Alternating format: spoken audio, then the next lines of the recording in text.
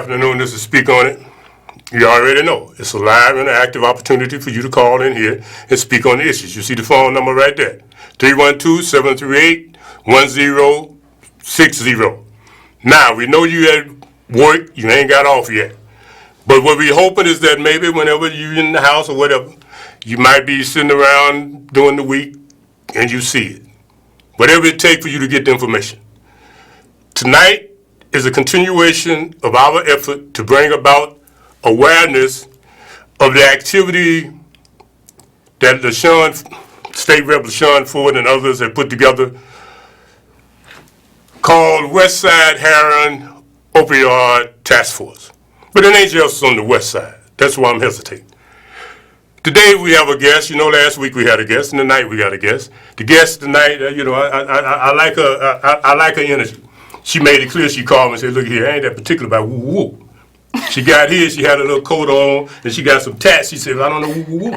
And then, demonstrate. Let them know that you stand on what you do. So she got all her kit here. And we've been talking about, what you call it?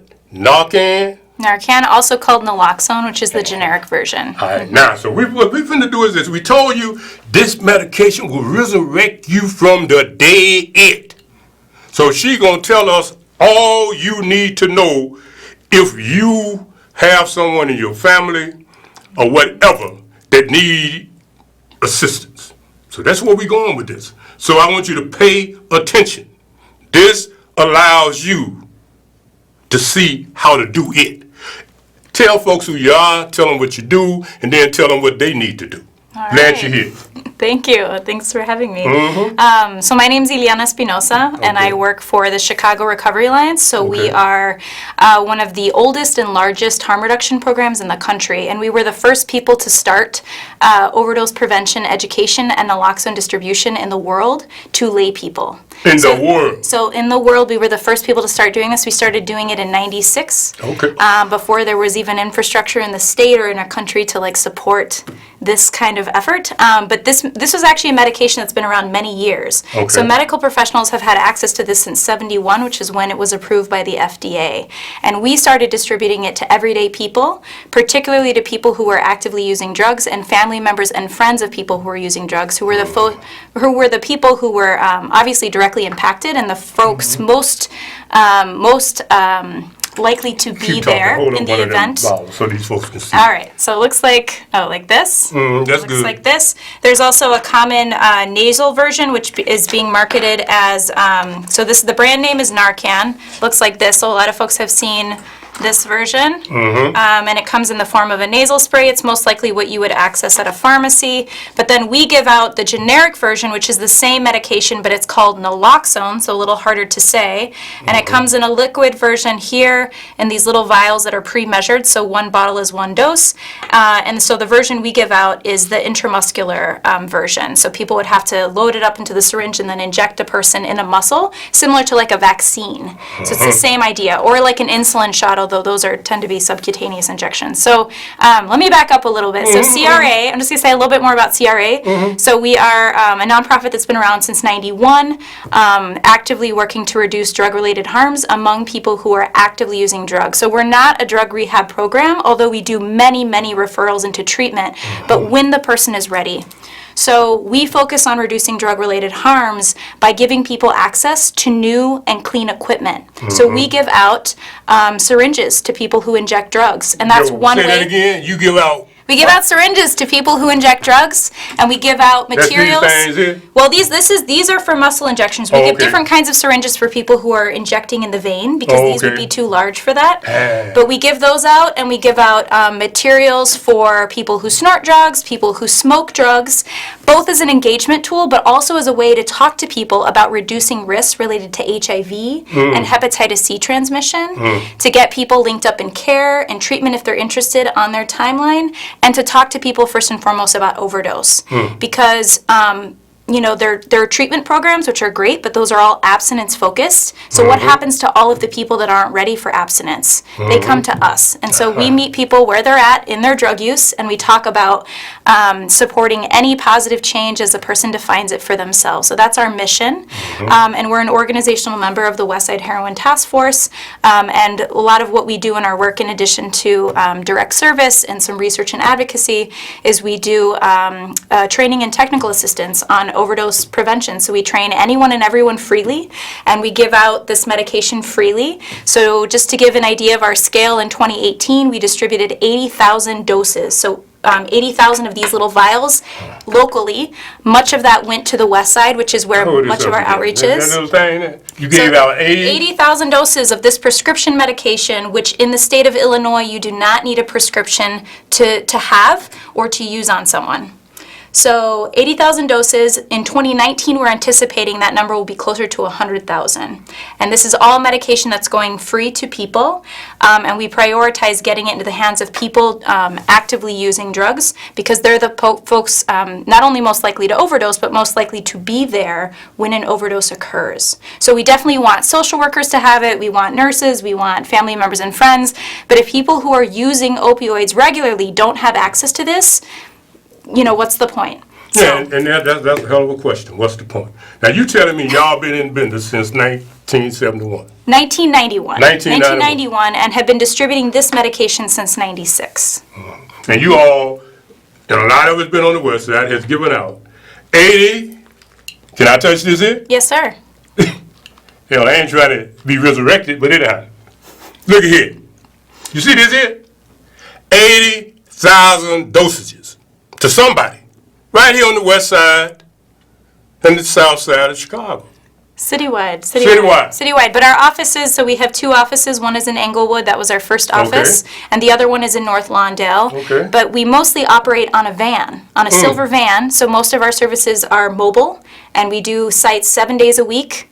Almost every day of the year, we're out there on a set schedule, and people can look up our outreach sites on our website, which is anypositivechange.org, and our whole schedule is there. So our services are all free, they're all anonymous, and we try to make them as low barrier as possible, so folks feel they don't feel judged. So we are reducing barriers related to stigma and access.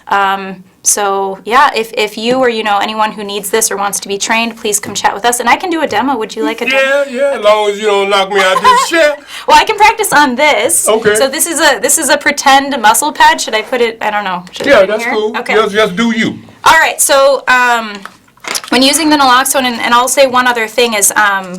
If you come to CRA and get a naloxone kit, the way that we package them is because this is a prescription medication that is temperature and light sensitive. So it's recommended that it be stored at room temperature, out of direct light, which is why we put them in these non-translucent baggies.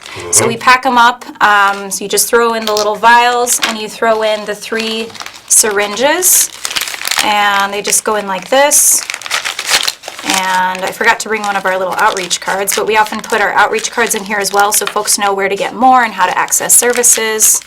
And then you just zip it up, and it's like a little Ziploc bag. I'm having trouble right now. No, that's okay. There you go. They get it. And then it's nice and discreet. I've traveled with this on airplanes in my carry-on or in checked baggage, although different states have different laws related to naloxone. We in Illinois are lucky to have some pretty good laws that support everyday non-medical lay people carrying this, using it on someone. So basically, I'll say what we have right now is a law that was passed in 2010 called the Drug Overdose Prevention Program Law. I think I'm saying that right. Yeah, so in 2010 that came about, and it basically allowed us to do third-party prescribing. So we do have like a medical director, but all of us staff, including myself, are not medically trained. And so what it allows us to do is to go out and to educate anyone, any community member who would like to learn, any professional, whoever, how to use this medication, how to recognize signs and symptoms of an overdose, and then Once we've educated the person, we can then distribute this prescription medication without a prescription to the person. And in addition, once someone is trained, according to state law, anyone who's just like walking down the street or knows someone who has OD'd, if you suspect that someone is ODing, you are covered from all liability according to the law by using this medication on the person in attempts of saving their life. And the reason is, one, because it is such a public health crisis that so many people are dying. More people are dying now from drug-related deaths than of gun violence, and that's true in Chicago, and that's true nationally, which people are not talking about. In 2017, there were 650 gun-related deaths in our city, which is unacceptable and an awful number. But in comparison, we had closer to almost 800 overdose deaths, drug-related overdose deaths in the same year. And that's not getting as much attention. So overdose deaths are preventable, and we're seeing way too many people die of drug-related deaths. Chicago's rate is is more than 2 times greater than the national rate. And we know that in our city, our demographics are reflecting disproportionate rates among people of color, particularly with a really high burden on older African-American men. As people age, they don't metabolize drugs the same, and so age becomes a risk factor. But nationally, it's a different demographic, right? It's more Caucasian folks, it's more rural folks, it's younger men. And it's a lot more prescription pill related overdoses. In our city, the majority of overdoses are occurring from fentanyl and heroin, so illicit opioids, not prescription pills. So it's a different narrative that I think gets a little like less attention in the media. So I think that's important to name. I think I went off on a tangent and I forgot what I was you gonna did say. just right. See, Should we show how it works? yeah. All right. But whoa. Go ahead. This thing here. Yes. This package. They get all of that? Yeah, so every person that comes through to us gets a kit, so they get 3 doses, they don't just get 1. So our 80,000 doses translates into about 25,000 kits that were distributed. That was just in 2018. So that's 3 different people.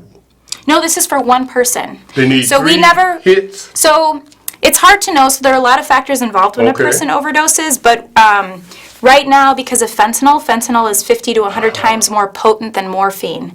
And so what we know is that overdoses are happening faster and they're more intense. And so the need to respond quicker is just that much more important. And so we never want to only give a person 1 dose because they might need more than 1. So we always give people 3 doses so they have extra. We recommend starting with 1 vial, which is 1 dose, and waiting 2 minutes before giving a second dose because it usually takes about 2 to 3 minutes for the first one to kick in. Yes.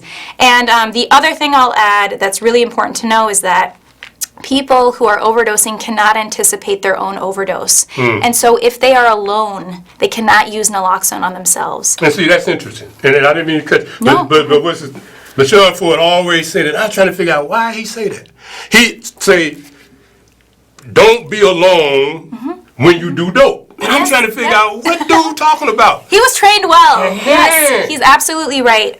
Don't do it by yourself. Don't do it by yourself. Have a buddy system. That's actually a really great way of reducing harm. People have lots of good reasons for using alone because of stigma, because of burnt bridges, because literally their behavior of using drugs is criminalized. And so people have lots of good reasons for hiding in the shadows, but it puts them at incredible risk of death and disease. And so trying to encourage people to have a buddy system or leave the door propped. Let someone know, hey, can you check on me in a few minutes? If they can't do any of those, making sure that they leave the kit out in the open and that people that might know them know how to use it. So they're training people. And then you see them laying there foaming, then you know the kit is probably what's needed at this point. Yeah.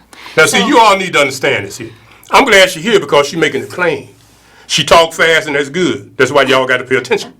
But this information here, we've had these shows, we had people talking about it, but we needed someone, and when I first saw her do it, I was talking to Don Du from HSI, and he said, you really need to get her on the show.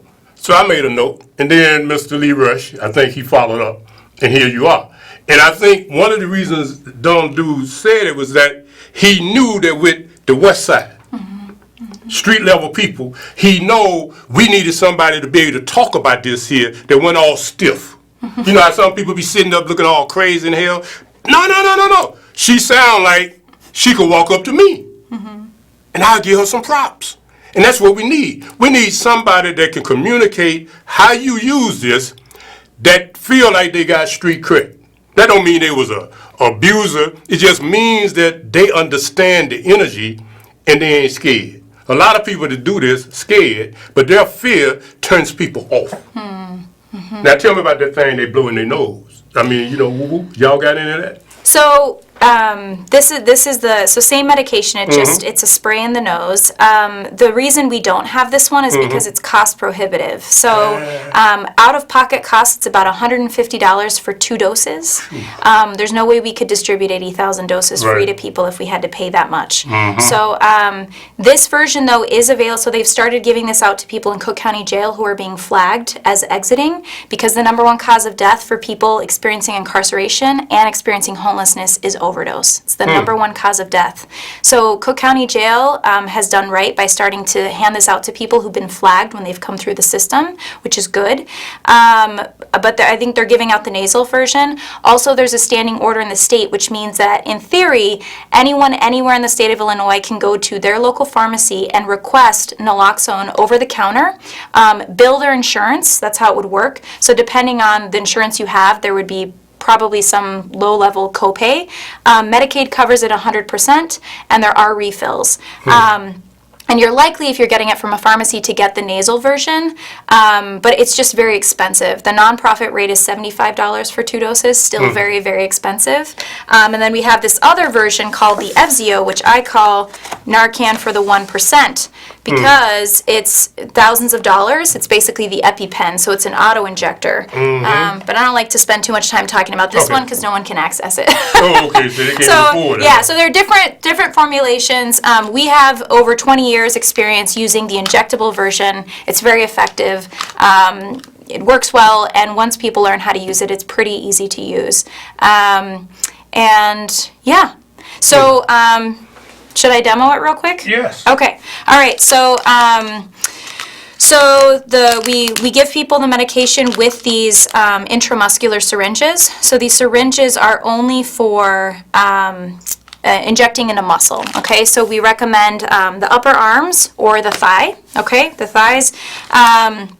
We're never going to go in a person's vein with this, or a subcutaneous injection like you would with insulin, where you'd go, you know, like in the stomach or something.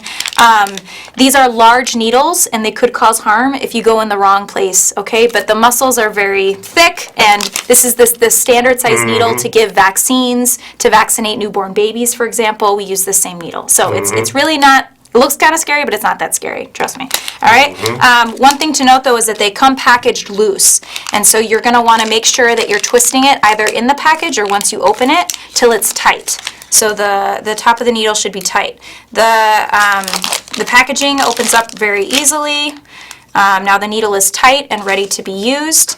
So this is an expired bottle of naloxone. Okay, I'm gonna say don't waste it. I wouldn't recommend wasting like good, and even if you have expired naloxone, it's good for many years after. We can't give out expired naloxone because it's against our policy. But if that's what you have, please use it. It'd just be like, you know, we leave Tylenol expired in our medicine cabinet and we still use it if we have a headache. So it just gets weaker over time. But you're gonna pop the orange cap, all right? You're going to pop the cap of the needle. This is called the plunger or the handle. You're going to draw that back to put a little bit of air in the syringe. And you can draw it up manually, but this little trick sometimes helps draw up the liquid faster. So then you inject the air into the bottle, which creates a little bit of suction.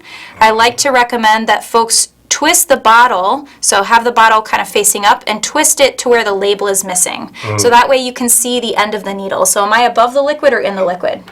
You're above. I'm above it. So I want to make sure that I bring the needle almost to where it's coming out of the bottle again. And then if I've done it right, I release my thumb and it automatically draws up the liquid for me for the most part.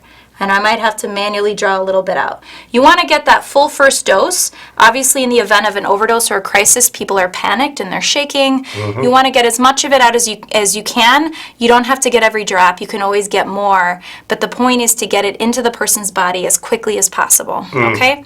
Because we're going in a muscle, you don't have to worry too much about air bubbles. That's only true with veins. So this right here, I have very little air. I'm not going to stress about it. You don't have to do any of the like Grey's Anatomy type stuff. And then immediately you're just going to go straight in firmly, all the way in, needle inserted all the way into the muscle, and inject the fluid. Immediately after, you want to dispose of the needle safely. So you never want to recap it. You could potentially poke yourself. So you want any sort of thick plastic container. This is a biohazard sharps container. Just dispose of it like that and be done with it. Okay? So I'll say a couple more things.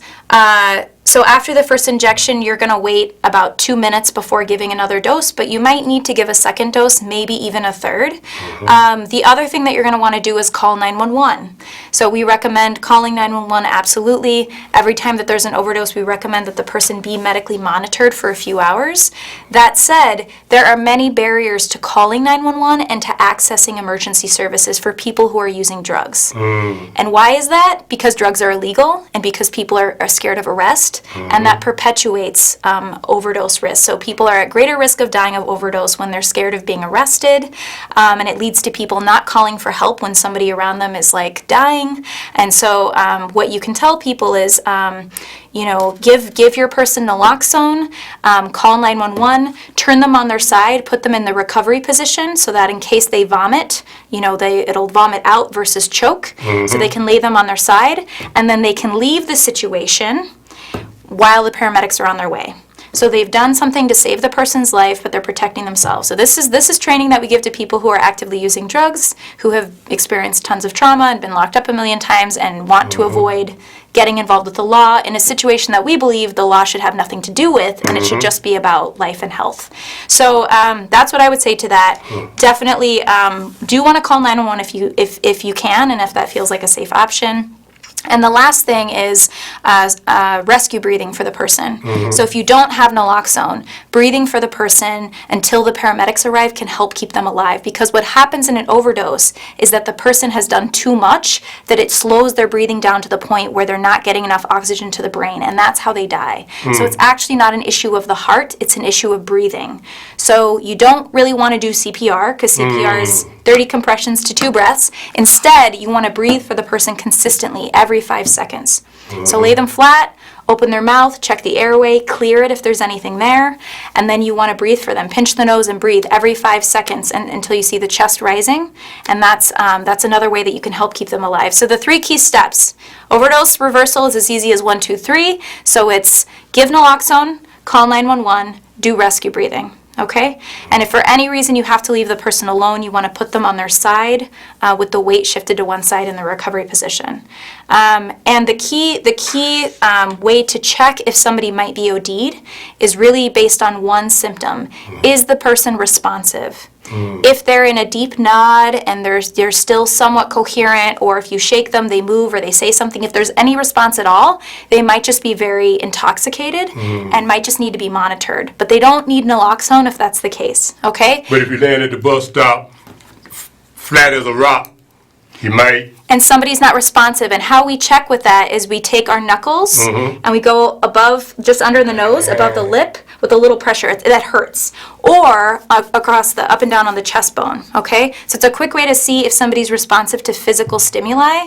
And if not, immediately you give naloxone. And it sounds crazy, but the law supports it. And the reason is this is truly a magical drug. It only works on opioids. So even if you see someone who's had a heart attack and they haven't had an overdose, and you give them this medication because you've assessed that it's an overdose, it would be like injecting them with water. So you're not going to hurt the person. If somebody's overdosed, though, and they have an opioid dependency, meaning they, their body's used to getting opioids all the time to ward off sickness, when they are given naloxone, it not only helps them start breathing again, and that's how it saves their lives, but it also may put the person into withdrawal. And withdrawal for somebody who is used to having heroin or prescription opioids all the time is like the worst feeling ever. So you never want somebody to be in withdrawal because it's horrible. So nobody wants to be given this drug. So there's no, you can't feel good by taking it. There's no benefit other than it helps you start breathing again if you've overdosed on an opioid. So only works on opioids, incredibly safe. We recommend the same starting dosage for pregnant women, for older adult men, for minors.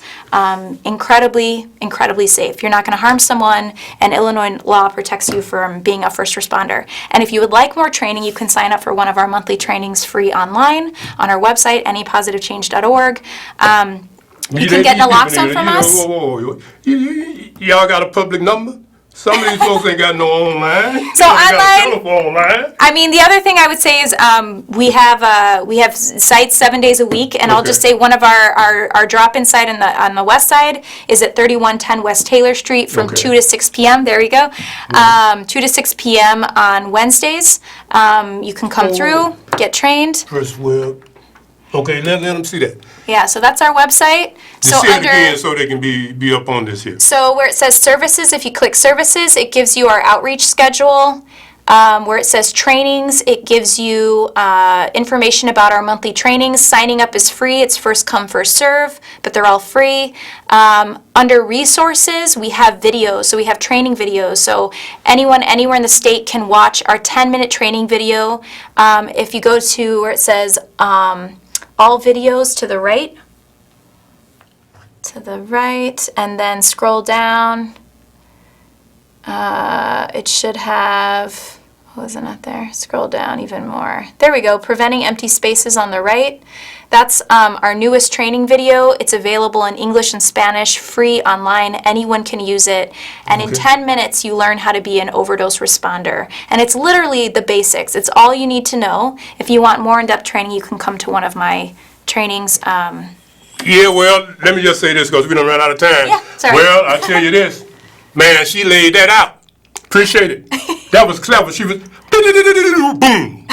But you didn't miss a thing, did you? She gave you a whole, how long do that presentation usually take? I mean, you got a group of people. We do too. So we have one that's an hour and a half, and then we do another one that's 3 hours for people who want to be trainers and take it back to their communities, to their churches, to their organizations, and start a program. So we offer sort of two different training options, and there's our video. So if you want a super, super short training, watch our 10-minute video and you're good to go. Or watch this show. Thanks a lot. Appreciate it. We out.